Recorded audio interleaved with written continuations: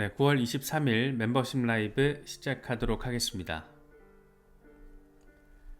네, 비트코인이 월요일 아침부터 아주 예쁘게 펌핑을 만들어 줬습니다. 64,000달러 부근에서 딱 저항을 맞았는데 어쨌든 63,000달러 주변에서 오르락 내리락 하다가 64,000달러를 뚫어내려는 힘이 일시적으로 팡 하고 나와줬다는 것은 상당히 반갑게 느껴지는 것 같습니다.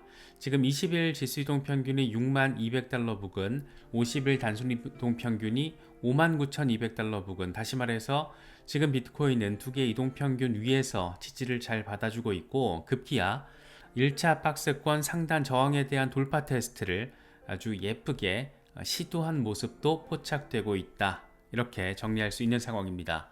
그렇기 때문에 65,000달러 뚫고 다시금 2차 박스권 안으로 들어서 준다라면 여기서 안정적인 지지를 받고 약간 시간이 걸리더라도 그 안에서만, 다시 말해서 65,000달러에서 69,000달러 안에서만 흐름을 만들어 준다라면, 이 안에서만 놀아 준다라면 아주 흥미로운 상황에 대한 기대감을 충분히 가지게 되지 않을까, 그렇게도 정리할 수 있는 그런 모습입니다.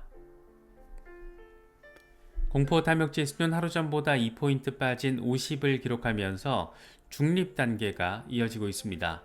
비트코인 도미넌스가 여전히 빡센 숫자를 확인해주고 있습니다.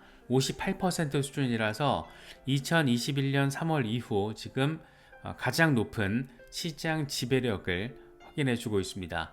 여기서 이제 더 뚫고 올라서 줄지 아니면 이제 슬슬 저항 맞고 도미넌스가 빠져주면서 알트들로의 자금 유입으로 이뤄질지, 이게 지금 언제쯤 본격화될지 너무너무 궁금한 그런 지점이기도 합니다. 월요일 아침부터 비트코인을 64,000달러 부근까지 끌어올렸던 직접적인 재료를 제공한 인물은 이 카멜라 해리스 미국 대선 후보이자 현 바이든 행정부의 부통령 덕분이었습니다.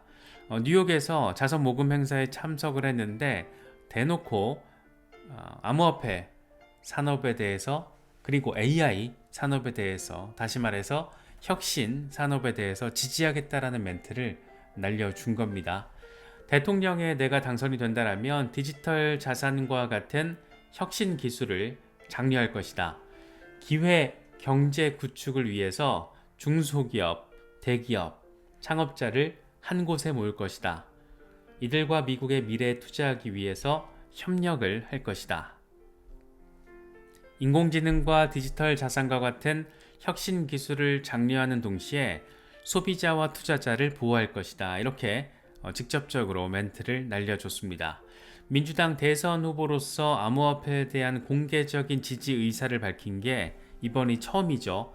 그렇다 보니까 우리는 계속 기다렸잖아요. 카말라 해리스 주변 인물들이 암호화폐 시장에 대한 지지 의사를 밝히긴 했었는데 수석 정책 고문이 그런 얘기를 공개적으로 하긴 했었는데 무엇보다 해리스 부통령 본인이 직접 암호화폐 산업과 관련된 어떤 멘트도 그동안 날려주지 않다 보니까 이것들도 뻥카 아니야? 이런 생각들 갖게도 만들었었는데 어쨌든 뉴욕의 모금 행사, 이 해리스의 당선을 바라는 인물들이 돈 때려박는 자리였잖아요. 거기다 뉴욕. 그래서 이런 자리에서 혁신 산업으로 묶어서 AI와 크립토 커런시 인더스트리, 이걸 지금 묶어가지고 지원하겠다, 장려하겠다, 이렇게 또 멘트를 날려줬습니다. 멘트 나오자마자 비트코인이 64,000달러를 뚫어내기 위한 펌핑이 나와줬다라는 거 상당히 긍정적으로 바라볼 수 있는 부분입니다. 어째나 저째나 트럼프가 되든 해리스가 되든 암호화폐 시장에는 긍정적인 재료가 될 수 있다라는 그 기대감이 지금 시장 전반의 분위기를 훈훈하게 긍정적으로 만들고 있지 않나 생각이 되기도 합니다. 사실 최근에 바네크가 재밌는 얘기를 했었죠. 비트코인만 생각을 하면 해리스 당선이 더 유리하다. 비트코인만 놓고 보면 해리스의 당선이 더 좋을 수가 있는데 해리스는 비트코인 채택을 주도하는 여러 구조적인 문제를 가속화할 수 있다. 비트코인 특유의 규제 명확성으로 인해서 다른 암호화폐와 경쟁력이 훨씬 높아질 것이다. 반면 트럼프가 당선되면 암호화폐 업계 전체가 혜택을 볼 것으로 전망된다. 규제 완화와 기업 친화적인 정책이 나올 가능성이 높다. 대선 결과가 암호화폐 산업에 어떤 영향을 미칠지는 그렇게 단순한 문제는 아니다. 두 후보 모두 재정 지출을 가속화하지 않더라도 현재 상황을 유지할 가능성이 높다. 이건 추가적인 양적 완화로 이어질 가능성을 의미하는 것이고, 특히 반기업 정책으로 인해서 이런 현상이 악화될 경우에는 더욱 그렇다. 이런 내용들 며칠 전에 바네크가 리포트를 통해서 발표를 했던 건데, 지금 해리스까지 암호화폐 산업에 대한 장려, 지지 의사를 밝혔기 때문에 사실 누가 더 좋다라고 이야기를 하기가, 어떤 부분에 있어서 누가 더 좋다라고 단정적으로 이야기를 하기는 조금 더 복잡해지지 않았나, 그런 생각이 들기도 합니다. 어쩌나 저쩌나 누가 되든 지금보다 낫다. 다시 말해서 암호화폐 산업과 관련해서 정책적인 관점에 있어서 최악의 상황은 이미 지난 게 아닌가, 그런 생각이 드는 건 또 어쩔 수 없는 것 같습니다. 스카이브리지 캐피털의 창업자인 앤소니 스카라무치가 상당히 재밌는 얘기를 합니다. 이 양반은 지금 해리스 지지를 밝힌 입장인데, 해리스 캠프와 협력을 해서 암호화폐 정책 초안을 작성하고 있다.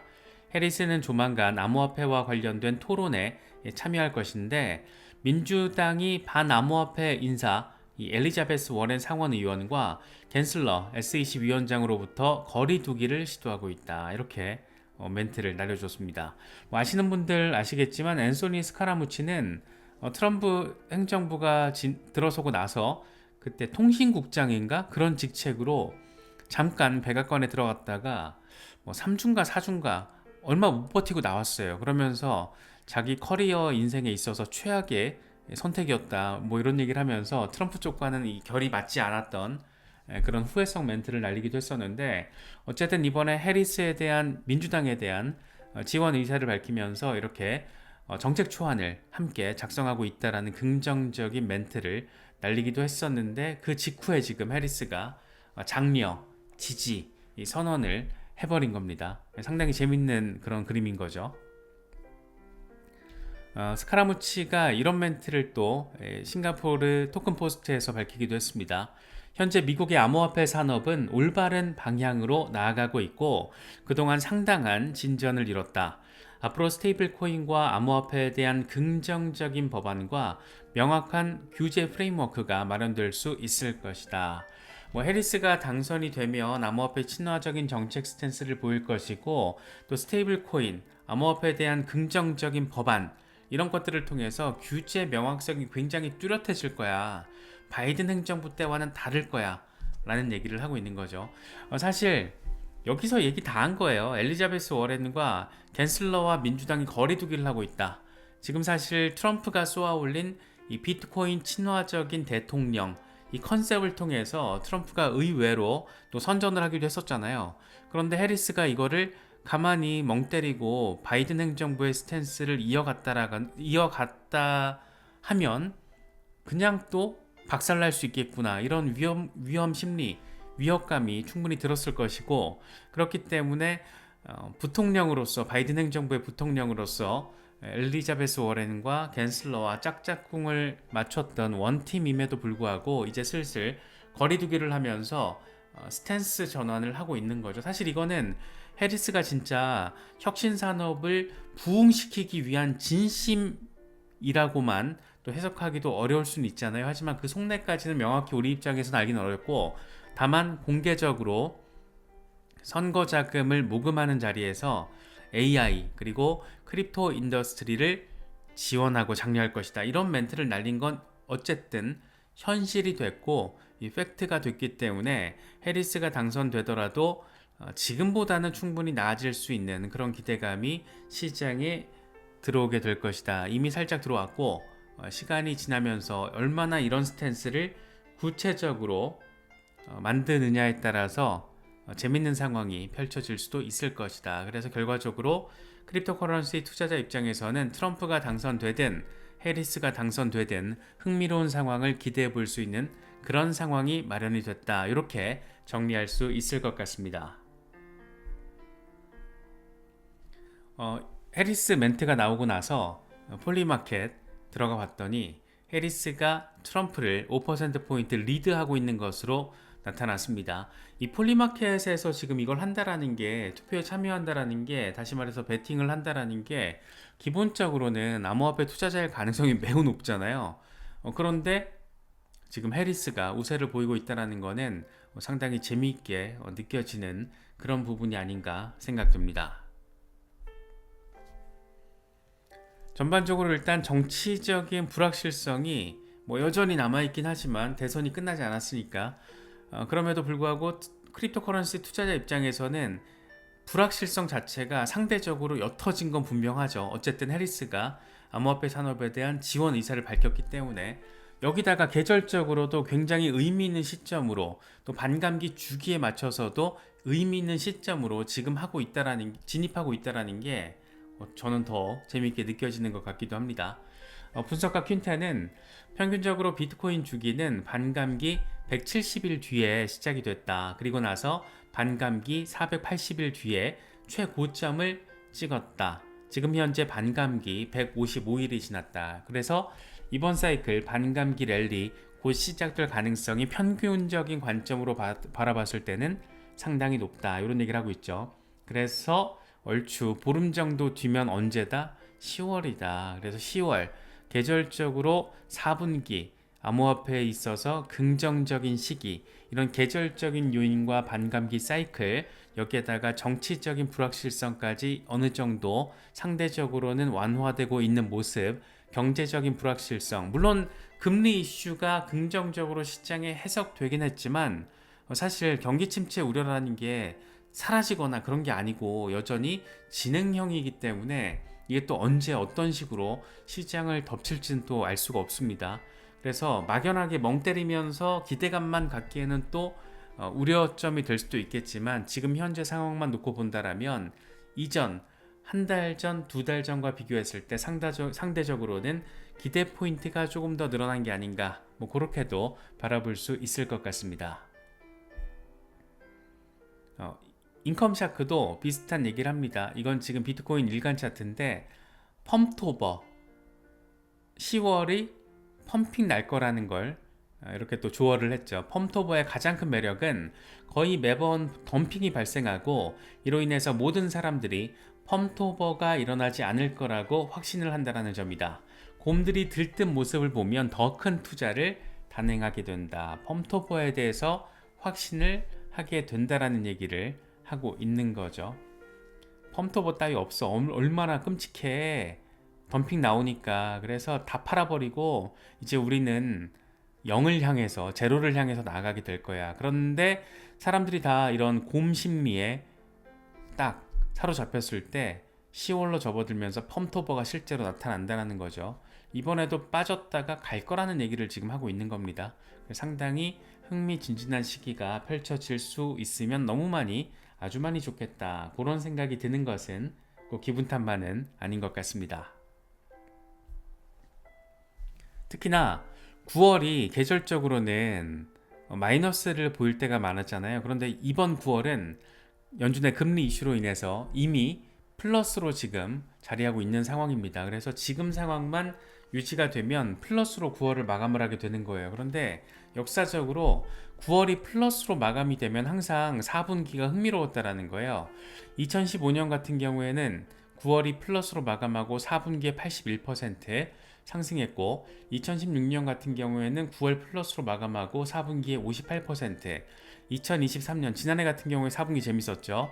9월이 플러스로 마감하고 4분기에 56% 이상 반등했다. 올해는 지금 일단 플러스인데 이렇게 마감이 되면 4분기 어떨까, 쭉 이런 모습도 한번 재현되지 않을까, 그런 기대감을 안기는 부분입니다. 댄크립토 트레이더, 지금 비트코인에 대해서 주목해야 될 모든 것 딱 요것만 바라보면 된다. 200일 이동평균이 현재 약간의 저항에 직면해 있고, 65,000달러는 강세를 지속하기 위해서 주목해야 될 핵심 수준이다. 다행히 지금 200일 이동평균에 대해서는 지지를 확인해주고 있죠. 6만 달러 위로 올라서서 지금 64,000달러에 대한 돌파 테스트가 진행되고 있기 때문에 요 부분 200일 지수 이동 평균에 대한 지지를 잘 받아주고 있고 지금 딱 200일 이동 평균 위에서 지지 받을까 말까 그런 모습을 보여주고 있기 때문에 여기서 지지 잘 확인해주고 빵 하고 65,000달러 위로만 올라서 주면 우리 입장에서는 땡큐 베리머치 아주 많이 감사 뭐 이런 상황이 될 것이다 라고 정리할 수 있는 그런 상황입니다. 일단 연준이 금리 B컷 단행을 했기 때문에 유동성이 확장되고 있다라는 거, 11월에도 B컷 단행 가능성이 지금 상당히 높기 때문에 만약에 그렇게 되면 연말까지 유동성 확대에 대한 기대감, 동시에 그런데 여기에는 늘 지금도 마찬가지고 경기 침체에 대한 우려가 깔려 있습니다. 이번 지금 상황에서는 경기 침체 우려보다 유동성 확대가 더 관심을 받고요. 시장 여기에 방점을 찍으면서 증시와 암호화폐가 지금 반등세를 보여준 건데 12월에 두 번 연속 B컷을 단행한다 이랬을 때 이때 이제 상황에 따라서 경기 침체 우려 쪽으로 포커스가 맞추게 되면 또 우리가 보기 싫은 꼴을 바라보게 될 수도 있습니다. 하지만 어쨌든 지금 상황에서는 긍정적으로 시장에서 반응을 하다 보니까 전반적으로는 긍정적인 기대감이 조금 더 확대되고 있다 이렇게 정리할 수 있을 것 같습니다.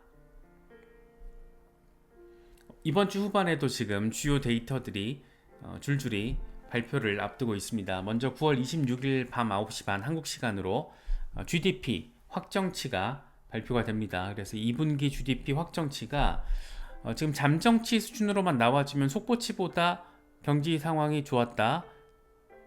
잠정치가 확정된다. 뭐 이 정도 그림만 나와줘도 시장에는 긍정적인 영향을 미칠 수가 있고 개인 소비 지출 지금 전달이 2.6%였는데 조금 더 완화된 상황이 보여진다라면 그러니까 소비가 뜨겁다라는 쪽으로 방점이 맞춰진다라면 의미 있는 주 후반에 변동성 우리가 바라는 쪽으로의 변동성을 또 기대해 볼 수 있지 않을까 싶기도 합니다. 물론 데이터라는 게 이게 뚜껑 열어봐야지 또 알 수 있는 거기 때문에 섣부르게 예단하기는 어렵지만 어쨌든 전반적으로 데이터적으로는 강세를 보이는 그런 숫자들이 등장해 주고 있기 때문에 이런 게 얼마나 또 지속될 수 있을 것인가 그런 부분들 기대감을 안기는 부분입니다. 하지만 지금 공개되고 있는 뭐 경기 선행 지수나 이런 것들은 좀 우려점을 안기고 있습니다. 이미 경기 침체다 이렇게도 표현할 수 있는 데이터들도 나오고 있기 때문에 확실한 거는 지금 뭔가 방향성을 하나로 놓고 예단하기가 되게 어렵다. 시장이 지금 되게 어렵잖아요. 예를 들면 그러니까 어렵다라는 게 예측하기가 되게 어렵잖아요. 이번에 예를 들어서 연준의 금리 이슈만 놓고 보더라도 대부분의 경제학자들이 다 틀렸다라는 거. 대부분의 경제학자들이 0.25%포인트 인하를 예측했었다라는 거. 어렵습니다. 지금 나름 자칭 타칭 전문가라는 사람들도 지금 현재 거시경제적인 상황을 예측하는 데 있어서 아주 상당한 수준의 오답률을 보여주고 있기 때문에 우리 같은 개미들은 조금 더 보수적으로 시장을 바라보고 대응할 필요가 있다. 뭐 이렇게도 정리를 할 수 있을 것 같습니다. 애쉬 크립토가 자신의 플랜에 대해서 다시 한번 정리를 했는데 재밌어요. 올해 4분기부터 내년까지 강세장에 대한 나의 계획 비트코인과 이더리움을 강력하게 홀딩할 것이다. 알트코인에 대해서는 9월에 저가 매수를 할 수 있으면 계속 축적을 할 것이다. 그리고 4분기에 비트코인은 신고가를 만들어낼 것이다. 비트코인이 신고가를 찍으면 매도를 하고 이후에 알트코인들을 매수할 것이다. 그렇게 2025년 알트 시즌에 제대로 탑승을 할 거고 공격적인 수익화를 할 거고 이를 통해서 가족들을 다 은퇴시킬 것이다. 뭐 이렇게 얘기를 합니다. 사실 전략은 정말 사람마다 다 달라요. 나름 차트를 좀 전문적으로 본다라는 사람들도 예를 들면 마이클 반데포페 같은 사람은 정반대 전략이잖아요. 이미 비트코인 팔아서 알트들로 전환을 했고 너무 일찍 전환해서 아쉽긴 하지만 나는 내 전략 스탠스 유지할 것이다. 알트들로 연말에 수익화하고 그 수익으로 비트코인 매수해서 내년에 비트코인 사이클 고점 나오면 그때 매도할 것이다. 이렇게 조금 완전 정반대 전략이죠. 애쉬 크립토와 마이클 반데포페의 전략은 상당히 제가 보기엔 시장을 잘 볼 줄 아는 사람들인데 이렇게 또 케이스 바이 케이스 전략은 정답이 없다. 내가 만드는 나의 전략이 나에게 있어서는 그게 정답이다. 다만 확실한 거는 이런 전략적인 계획이 있어야 된다라는 거. 뇌동매매, 분위기에 이끌려서 누군가 사라고 하면 사고 팔라고 하면 파는 그런 뇌동매매는 절대 안 된다. 그런 부분들 한 번 더 생각해 보기에 괜찮은 그런 내용이 아닐까 싶어서 가져와 봤습니다.